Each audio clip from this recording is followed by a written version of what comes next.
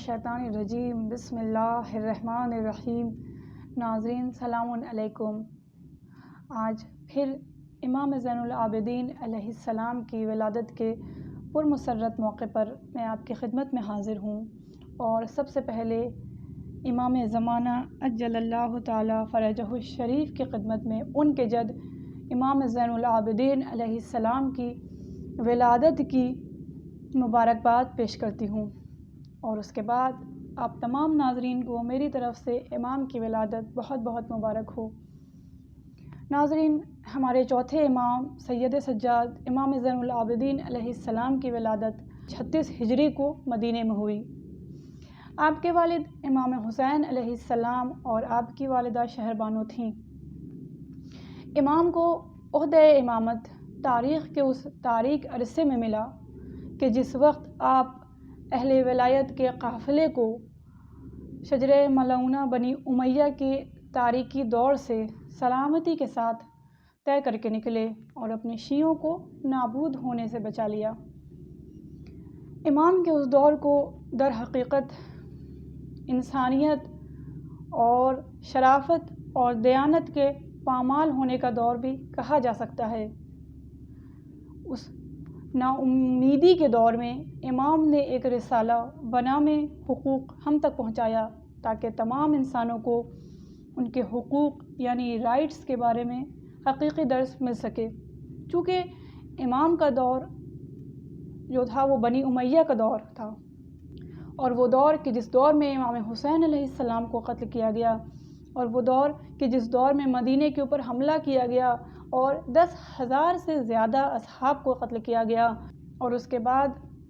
خانہ کعبہ میں آگ لگائی گئی۔ ظاہر ہے وہ دور بہت سخت دور تھا، لیکن اس دور میں بھی ایسے حالات میں بھی امام زین العابدین علیہ السلام نے اپنی دعا و عبادتوں سے، اپنی عملی کارناموں سے، اور ساتھ ہی ساتھ غلام اور کنیز کی تربیت کر کے اسلام کو محفوظ کر لیا۔ آج مختصر گفتگو میں ہم امام کی عملی زندگی کے ایک گوشے کی طرف روشنی ڈالتے ہیں، اور ان کے فرامین کی روشنی میں گھر والوں کے حقوق، بالخصوص زوجہ اور شوہر کے حقوق بیان کرتے ہیں۔ ناظرین، عدالت ایک ایسا موضوع ہے کہ جو تمام معصومین کی سیرت سے واضح اور روشن ہے۔ ہم عدالت کو پیغمبر خدا صلی اللہ علیہ وآلہ وسلم کی زندگی سے جان سکتے ہیں کہ آپ نے اپنے وقت کو اور اپنی زندگی کی مصروفیات کو 3 حصوں میں تقسیم کیا۔ پہلا حصہ اپنے خالق سے راز و نیاز کے لیے رکھا، دوسرا حصہ اپنے خاندان کی ضروریات کو پورا کرنے کے لیے رکھا، اور پھر تیسرا حصہ خود اپنے ذاتی کاموں کے لیے مخصوص کر دیا۔ امام زین العابدین علیہ السلام کا ایک خاکہ جو ہمارے ذہنوں میں بنا ہوا ہے وہ بس یہ ہے کہ آپ کو عابد بیمار کہا جاتا ہے، اور چونکہ کربلا کی تاریخ میں آپ بیمار تھے اور امام حسین علیہ السلام کے شہید ہو جانے کے بعد آپ نے امامت شروع کی، اور پھر یہ کہ آپ طویل سجدے انجام دیا کرتے تھے۔ تو یہ ایک پہلو ہے امام کی زندگی کا، وہ حالات، وہ وقت کہ جب امام حسین علیہ السلام شہید کر دیے گئے اور آپ کی نظروں کے سامنے 72 لاشیں بکھرے ہوئے تھے، اور پھر آپ کی ناموس کی حرمت کو پامال کیا جا رہا تھا۔ ایسے سخت وقت میں، ایسے مشکل وقت میں امام نے دربار یزید میں وہ خطبے دیے کہ تمام لوگ مبہوت ہو گئے۔ یہ امام کی شجاعت کا ایک پہلو ہے۔ اور پھر صحیفہ سجادیہ کہ جو ہمارے لیے ایک قیمتی سرمایہ ہے، کہ جس میں 57 دعائیں ہیں، اور وہ تمام دعائیں مشتمل ہیں توحید پر، عبادت کے لیے ہیں، اور پھر اس میں اجتماعی زندگی یعنی وہ زندگی کو جو ہم معاشرے میں گزارتے ہیں وہ زندگی، اجتماعی زندگی اور اخلاق کے پہلوؤں پر وہ دعائیں مشتمل ہیں۔ اگر ہم صحیفہ سجادیہ کا مطالعہ کریں اور اس کے جو رولز امام نے بتائے ہیں اس کو فالو کریں اپنی زندگی کو گزارنے کے لیے، تو زندگی کی بہت سی سختیاں ہمارے لیے آسان ہو سکتی ہیں، کیونکہ ہمارے امام نے تمام پہلوؤں کو زندگی کے ہمارے لیے واضح اور روشن کر دیا اور ہمیں جینے کا سلیقہ سکھایا۔ امام زین العابدین علیہ السلام کا فرمان ہے کہ خداوند متعال کی رضا اس شخص کے ساتھ ہے کہ جس کے گھر والے سب زیادہ آرام میں ہوں۔ اور پھر امام سے روایت ہے کہ آپ نے فرمایا کہ اگر میں بازار جاؤں اور میرے پاس کچھ پیسے ہوں اور میں اپنے گھر والوں کے لیے گوشت خریدوں تو میرا یہ عمل، میرا یہ کام میرے نزدیک ایک غلام آزاد کرنے سے بہتر ہے۔ اور پھر بہت ہی خوبصورت روایت کہ جو چھٹے امام کی زبان سے ہے کہ جب صبح ہوتی تھی اور امام زین العابدین علیہ السلام رزق کی تلاش کے لیے باہر جایا کرتے تھے تو لوگ امام سے سوال کیا کرتے تھے کہ اے آقا، اے امام، آپ کہاں تشریف لے جا رہے ہیں؟ تو امام جواب دیتے تھے کہ میں جا رہا ہوں، باہر جا رہا ہوں تاکہ میں اپنے گھر والوں کی طرف سے صدقہ دے سکوں۔ پھر کسی نے امام سے سوال کیا کہ یا امام، کیا آپ صدقہ دینے کے لیے باہر جا رہے ہیں؟ تو امام نے کہا کہ چونکہ جو شخص حلال رزق کی تلاش کے لیے باہر جاتا ہو تو یہ عمل خداوند متعال کی طرف سے اس کے گھر والوں کے لیے طرف سے صدقہ ہے۔ اس طرح امام نے اپنی عملی زندگی میں ہمارے لیے تمام حقوق کو بیان کیا۔ اور جب زوجہ کے حقوق کے لیے امام نے یہ کہا کہ جب ایک ایسی زوجہ کہ جو باوفا ہو، کہ جو مہربان ہو اور اپنے شوہر کی تمام سختیوں، تمام پریشانیوں، مشکلوں، مصیبتوں اور خوشیوں میں اپنے شوہر کی ہمدم ہو، اس کی ساتھی ہو، اور پھر زندگی کے نشیب و فراز میں اس کا پورا ساتھ دیتی ہو، تو ایسی نیک زوجہ خداوند متعال کی طرف سے ایک عظیم نعمت ہے کہ خود خداوند متعال قرآن مجید میں ارشاد فرما رہا ہے کہ ہم نے تمہارے ہی صنف سے تمہارے لیے جوڑے پیدا کیے تاکہ تم سکون اور آرام حاصل کر سکو۔ لیکن یہ بات ذہن میں رہے کہ خداوند متعال نے اس آیہ کریمہ میں سکون اور آرام کے لیے شادی کے فلسفے بیان کیے ہیں، تو اس کے لیے شرط یہ ہے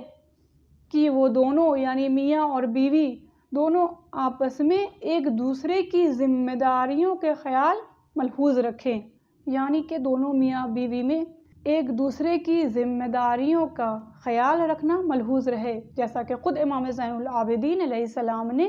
کچھ ذمہ داریوں کا تذکرہ کیا ہے اور کہا کہ جب ایک مرد ایک خاتون کی سرپرستی کر رہا ہے، یعنی ایک شوہر جب اپنی زوجہ کی سرپرستی کر رہا ہے تو اس کے لیے ضروری یہ ہے، یعنی عورت کا یہ حق ہے کہ مرد شوہر اپنی زوجہ کی اہمیت وجودی کے بارے میں توجہ دے۔ اہمیت وجودی کے بارے میں توجہ دے، اس کا مطلب یہ ہوا کہ اپنی زوجہ کو اہمیت دے، اس کے احساسات کو سمجھے، اس کی ذات کو سمجھے، اس کو عزت دے، اس کو وقت دے، اس کو بیکار اور بے اہمیت جیسا نہ سمجھ لے، یہ نہ سمجھے کہ وہ بیکار ہے اور اس کی کوئی اہمیت نہیں ہے، تو اپنی زوجہ کے ساتھ ایسا برتاؤ کرے کہ جیسا ایک فرد کو دوسرے فرد کے ساتھ کرنا چاہیے، کیونکہ خداوند متعال کہہ رہا ہے کہ ہم نے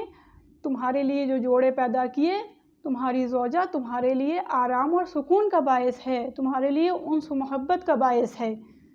تو لہٰذا ضروری یہ ہے کہ تم اس کی اہمیت وجودی کے بارے میں توجہ دو کہ جب مرد اور عورت ایک دوسرے کے عقد میں آتے ہیں تو دونوں کو ایک دوسرے کی قدر و قیمت کا احساس ہونا چاہیے اور خداوند متعال کی بارگاہ میں اس کی دی ہوئی نعمت کا شکر گزار ہونا چاہیے، اور خاتون کو بھی اس عظیم نعمت کو پا لینے کے بعد خدا کا شکر ادا کرنا چاہیے۔ اور پھر دوسری بات کہ خدا نے شریعت کے وظائف کے اور سرپرستی کے لحاظ سے مرد کو آگے رکھا، لیکن یہ سرپرستی کہیں سوء استفادہ نہ بنے اور یہ اس بات کا مقدمہ نہ بنے کہ بچوں کی طرف بے توجہی ہو رہی ہو۔ یعنی اگر خدا نے مرد کو سرپرست بنایا ہے، خدا نے اس کو طاقت عطا کی ہے، خدا نے مرد کو پاورفل بنایا ہے، تو ہرگز اس کا یہ مطلب نہیں ہے کہ مرد اور شوہر جو ہے اپنے اس پاورفل ہونے کا غلط فائدہ اٹھائے اور اپنی بیوی اور بچوں پر ظلم کرے۔ ایسا نہیں ہونا چاہیے۔ خدا نے اگر اس کو ولایت دی ہے اس بات کی، اس کو سرپرست بنایا ہے اپنی بیوی اور بچوں کا، تو اس کے لیے ضروری ہے کہ وہ اپنی بیوی اور بچوں کے ساتھ مہربان ہوں، کیونکہ ظاہر ہے بچے بھی توجہ چاہتے ہیں اور زوجہ کہ وہ بھی آرام و سکون اور محبت کا حق رکھتی ہے اور گھریلو کام کے سلسلے میں وہ بھی توجہ چاہتی ہے۔ لہٰذا سرپرست ہیں اگر مرد، سرپرستی کا حق اگر اس کو خدا نے عطا کیا ہے تو اس کا غلط فائدہ ان کو نہیں اٹھانا چاہیے۔ اگر ہم امام کی زندگی پہ نگاہ ڈالیں، امام کا اپنے گھر میں اپنے زیر دستوں کے ساتھ رویہ خود ان کے ماننے والوں کے لیے ایک درس ہے کہ تمام کمزور لوگوں کا احترام کرنا، ان کی عزت کرنا۔ خود امام فرماتے ہیں کہ کوئی ایسا نہیں ہے کہ جو میرے ساتھ بیٹھا ہو اور میں نے اس کا احترام نہ کیا ہو۔ تو امام کی سیرت یہ تھی کہ امام غلاموں کی اور کنیزوں کی خطاؤں کو معاف کر دیا کرتے تھے۔ میرے امام بہت نرم دل تھے، وہ سخت دل یا نعوذ باللہ ظالم نہیں تھے کہ لوگ ان سے خوف کھاتے اور ان سے دور ہو جاتے۔ تو ہماری ذمہ داری یہ ہے اور ہمیں یہ چاہیے کہ ہم اپنی امام کی زندگی سے اور ان کا جو طریقہ تھا زندگی گزارنے کا اس سے سبق حاصل کریں، اور پھر آخر میں ہم امام زمانہ اجل اللہ تعالی فرجہ الشریف کی خدمت میں اور آپ تمام ناظرین کی خدمت میں امام زین العابدین علیہ السلام کی ولادت کی مبارکباد پیش کرتی ہوں اور پروردگار عالم سے دعا کرتی ہوں کہ اے معبود ہم تمام محبان اہل بیت کو